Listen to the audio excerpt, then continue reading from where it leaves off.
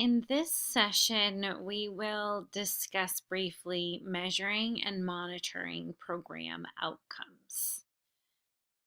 Let's get started. So, the major sections that will be covered include program outcomes, identifying relevant outcomes, measuring program outcomes, and monitoring program outcomes.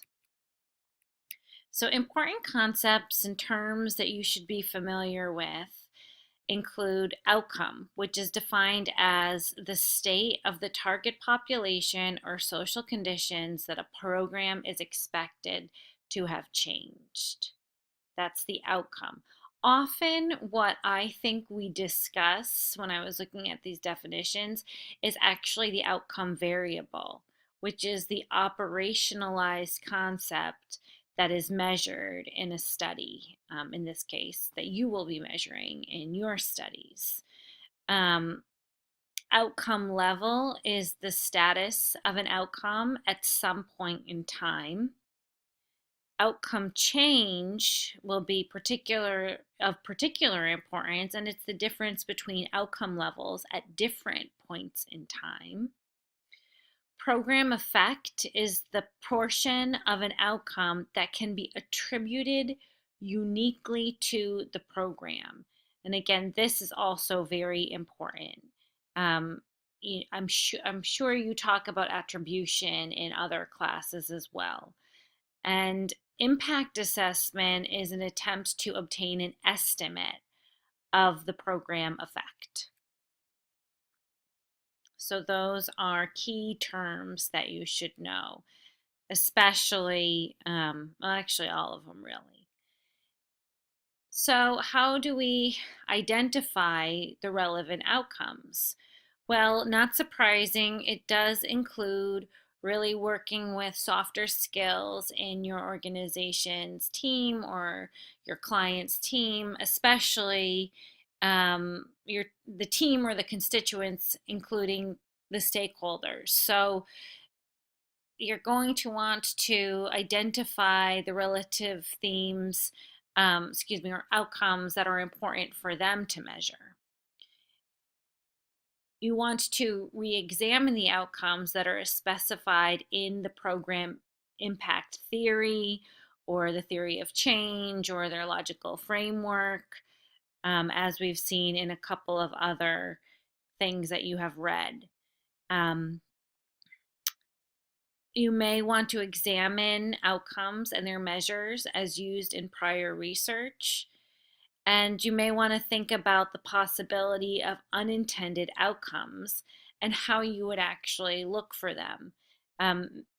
Perhaps you've heard them even called spillover effects. And in some evaluation work that I've seen more recently, something interesting to me that has actually been around for a while is positive deviance, which is exactly looking at these things that have the deviance, the things that have happened, the outcomes that have happened, and then actually going backwards and trying to attribute how they happened. And they may have been intended or most likely unintended outcomes. So, how do you measure program outcomes? Well, the first thing that you really want to this is really getting more into how you prioritize and operationalize the program evaluation. So I know for myself, even in my own dissertation work, it started with a literature review. And you can do this in your own professional settings as well. To show how, the literature review can really show how various outcomes have been measured in past research and evaluations. Really, this is across the board in any sector, and it can just be very helpful even in understanding what kind of language is used for different clients in different sectors. Just by reading it, you're going to start to internalize it and even maybe speak it yourselves. I think that the second source, if you will, is really important, and It's that you should often be able to locate and use validated measures, either through the literature review or I believe in another section we've looked at other sources, previous evaluations, or just even within the same institution, the measures that they've been using before. Certainly, if you're doing some sort of midterm or final, you're going to want to use the previous measures.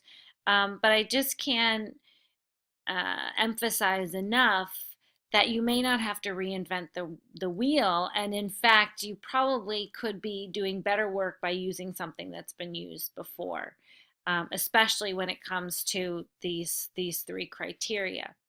So whether you're using something beforehand or developing your own, you really need to think about reliability, validity, and sensitivity.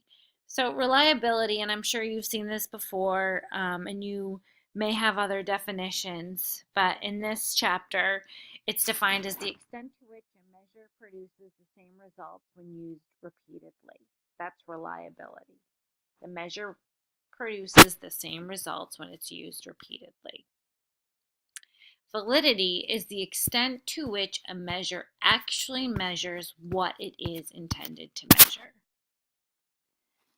And sensitivity is the extent to which the values on a measure change when there is change. Is it sensitive?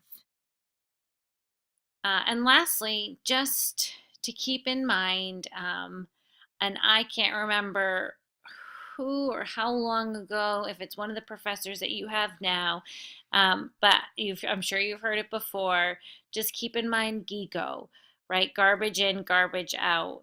That without good measures, it's going to be very difficult, if not impossible, to have anything of use for your evaluation. Now, as opposed to measuring, we also have monitoring program outcomes. So it's defined as the continuous monitoring of outcomes that are supposed to occur as a result of program operation. And this is the monitoring of indicators that are listed in the program impact theory, right? And this most likely aligns to what I presented on the PMP as well, the performance monitoring plan. It is not, this is very important to note, it is not an impact assessment, which is designed to isolate the impact of a program.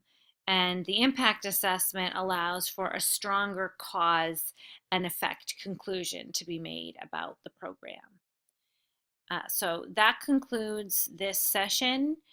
And I do want to just emphasize, because I don't think I reviewed in the previous screencast, but when it comes to determining the outcomes as well as determining anything from the methodology to especially the formulation of the evaluation questions, I encourage you folks to reach out to me and just get my kind of overview, because these are the really fundamental pieces that once they're established, we can create a good program evaluation.